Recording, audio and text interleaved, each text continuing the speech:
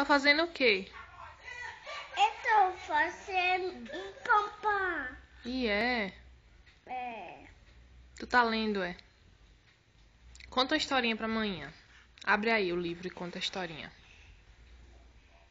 Conta. Dois. 1, 2, é? É, que eu fiz pra você. Conta a historinha pra amanhã. 4. Conta de 1 até 10. 1, 2, 3. 4. 4, que mais? 5, 5, 6.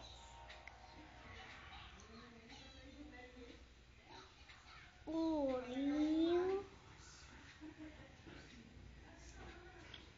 Outro olhinho. Um pé, um pé.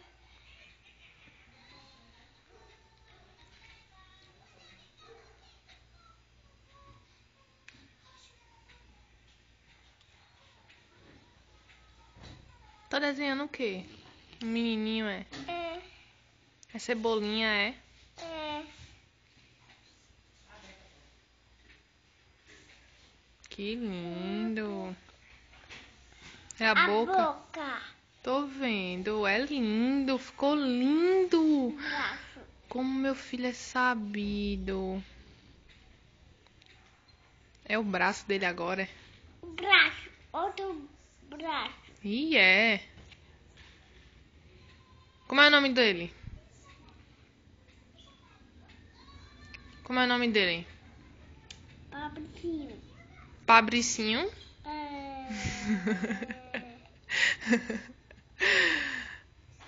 Eu te amo. Triângulo. Eu te amo. Tu me ama? Triângulo. É um triângulo, é? É, tá o triângulo da rega. Da regra.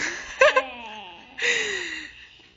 Olha, me diz uma coisa. Tu é lindo porque tu puxou a quem? Minha mãe. Foi mesmo.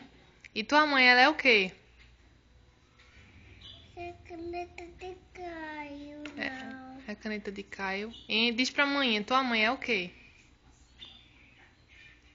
E tua mãe é o quê? Bonita. E é. Eu te amo, diz que me ama. Eita, é um pampam que eu vi. Diz que me ama. Diz que me ama, Rian. Rian, filho de uma égua. Diz que me ama. O olhinho. Ei, olha pra mim. Olha pra mim. O outro olhinho. Ei, olha pra mãe. Psiu. Diz que me ama. Ah, eu amo você, mãe. Eu também amo você.